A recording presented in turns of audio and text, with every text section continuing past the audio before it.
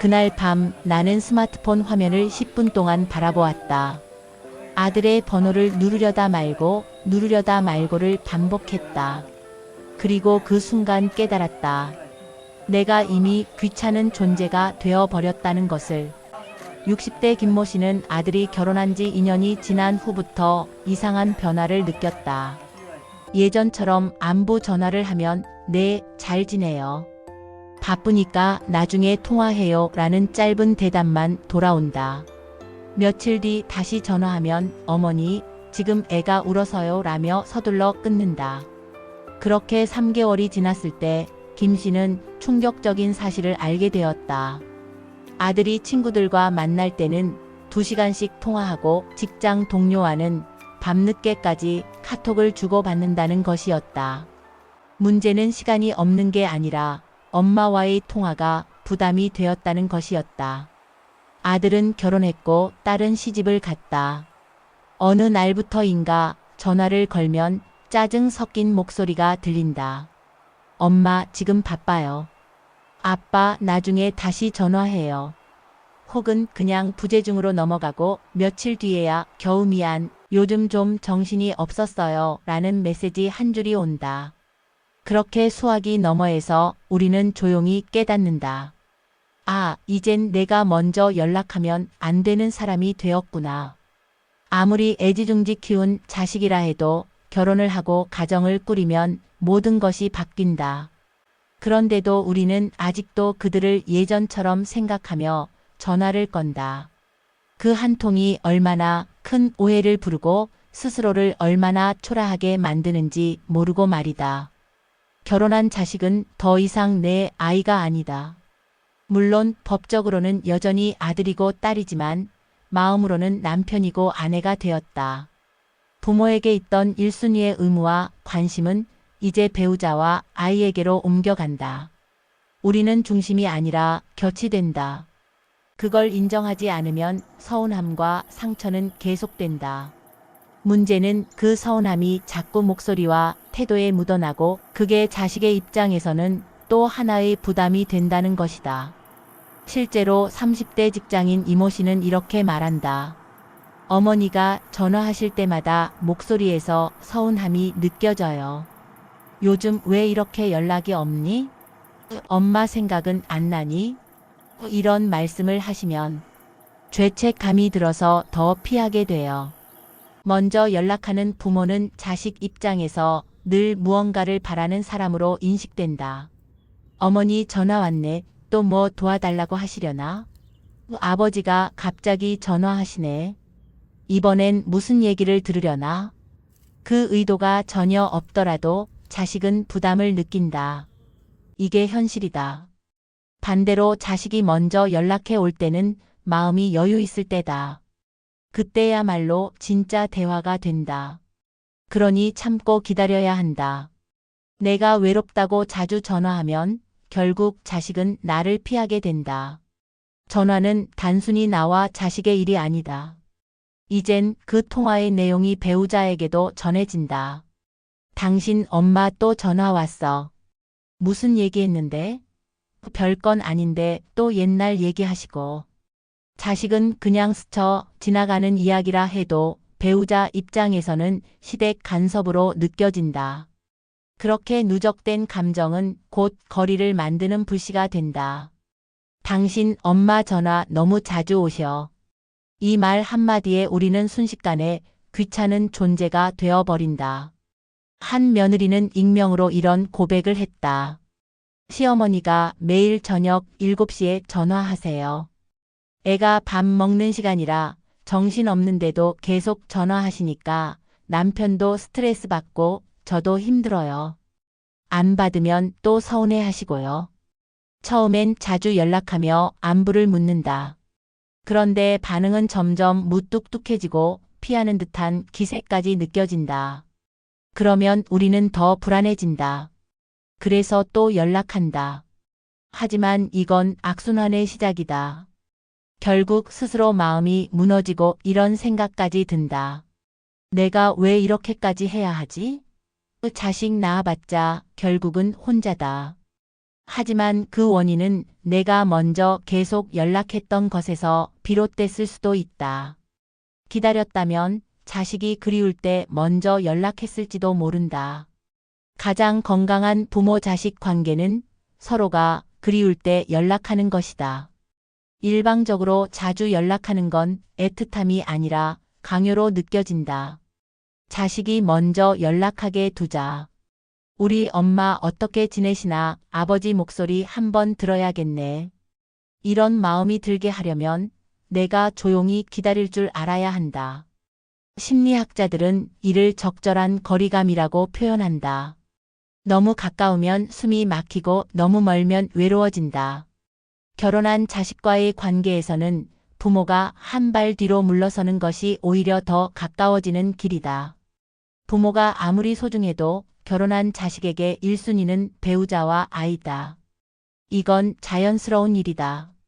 그런데도 우리는 자꾸 예전처럼 굴며 그 자리를 뺏으려 한다. 그 결과는 뻔하다. 우리 엄마가 자꾸 전화하셔서 이번 주말도 시댁 갔다 와야 해요. 며느리와 사위는 피곤해지고 자식은 사이에서 눈치를 본다. 사람은 반복되는 피로를 멀리하려 한다. 그게 전화 한 통, 안부 한마디에서 시작되는 것임을 기억해야 한다. 세상엔 이런 말도 있다. 부모가 자식에게 연락하지 않아야 자식이 부모를 그리워한다. 절묘한 진실이다. 자식은 결혼 후 자기 삶에 몰두한다. 하지만 어느 날 문득 부모가 조용하다는 사실을 느끼면 오히려 궁금해지고 그리워진다. 엄마, 요즘 왜 전화 안 해요? 아버지, 뭐 하고 지내세요? 그때 비로소 관계가 다시 살아난다. 부모의 침묵은 때론 자식을 다시 돌아보게 만드는 강력한 힘이다. 한 아버지의 경험담이다. 아들이 결혼한 후 2년 동안 매주 전화했는데 반응이 시큰둥했어요. 그래서 6개월 동안 연락을 안 했더니 아들이 먼저 전화하더라고요. 아빠, 왜 연락 안 해? 혹시 어디 아프신 거 아니야? 그때부터 관계가 훨씬 자연스러워졌어요. 우리는 자식을 사랑한다. 그건 평생 변하지 않는다. 하지만 그 사랑의 방식은 변해야 한다. 예전처럼 안부를 묻고 일상을 챙기고 조언을 하려 하면 자식은 간섭으로 느낀다. 사랑이 전달되기는커녕 오히려 거부당하는 이유다. 이제는 말 대신 존중하는 마음으로 사랑을 보여줘야 한다. 연락을 자제하고 자식의 삶을 믿고 조용히 바라봐 주는 것이 결혼한 자식에게 줄 수 있는 가장 깊은 배려다.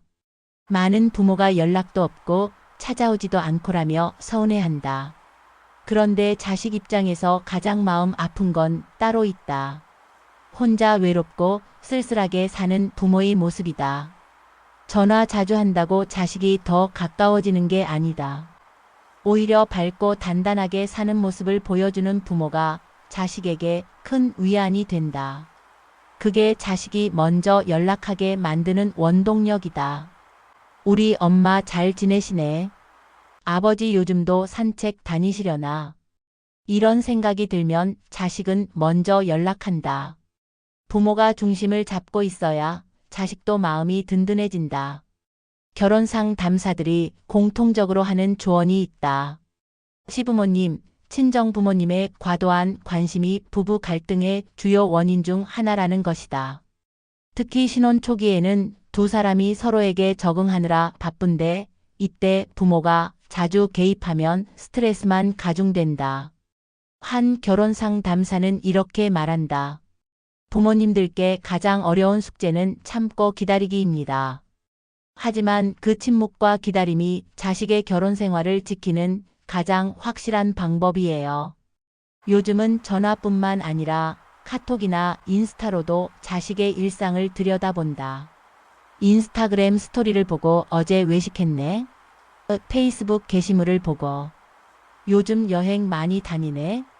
이런 식으로 대화를 시작하는 부모들이 많다. 하지만 이것도 자식 입장에서는 감시당하는 기분이다. 자신의 일상이 부모에게 일일이 보고되고 있다는 느낌을 받는다. SNS는 보되 그것을 화제로 먼저 연락하지는 말자. 자식이 독립한 후 느끼는 공허함을 빈둥지 증후군이라고 한다. 30년 넘게 자식 중심으로 살아온 부모에게는 당연한 현상이다. 하지만 이 공허함을 자식에게 의존해서 채우려 하면 안 된다. 새로운 취미를 찾고 친구들과의 관계를 회복하고 배우자와의 시간을 늘려야 한다. 부모 자신의 삶이 충실해야 자식도 마음 편히 자신의 길을 갈 수 있다. 한 어머니의 변화 과정이다. 처음엔 아들이 결혼한 후 매일 울었어요. 그런데 서예를 배우기 시작하고 봉사활동을 하면서 새로운 보람을 찾았더니 아들 생각이 덜 나더라고요. 그랬더니 오히려 아들이 먼저 연락하기 시작했어요. 추석인데 언제 와? 아버지 생신인데 준비는 했니? 이런 식으로 명절이나 기념일을 강요하는 것도 부담이다. 결혼한 자식은 양가 부모를 모두 챙겨야 하는 상황이다. 한쪽에서 압박을 주면 더욱 어려워진다. 시간 되면 얼굴 보자는 식으로 여유를 두는 것이 좋다. 자식이 스스로 챙길 수 있도록 기다려주자. 애가 감기 걸렸다던데 괜찮아? 유치원은 잘 다니고 있어? 손자, 손녀에 대한 걱정으로 연락하는 것도 마찬가지다. 육아는 이제 자식의 몫이다. 조언이 필요하면 자식이 먼저 물어볼 것이다. 우리 때는 이랬는데라는 식의 옛날 방식을 강요하는 것은 더욱 금물이다. 시대가 다르고 육아 방식도 달라졌다는 것을 인정해야 한다. 결혼한 자식에게 연락하고 싶을 때 한 번만 더 생각해보자. 이 전화를 하고 나면 내가 상처받지 않을까? 그렇다면 참는 게 낫다. 자식은 이제 다른 세계에서 살고 있고 우리는 그저 그 곁에 있는 사람이다. 먼저 연락하지 않는 부모, 그건 무관심이 아니라 지혜다. 그리고 그 침묵 속에 오히려 더 깊은 사랑이 숨어 있다. 자식을 진짜 사랑한다면 이제는 놓아주는 사랑을 배워야 할 때다. 그들이 자유롭게 날아갈 수 있도록 둥지에서 밀어내는 어미새의 마음으로 말이다. 그리고 언젠가는 알게 될 것이다.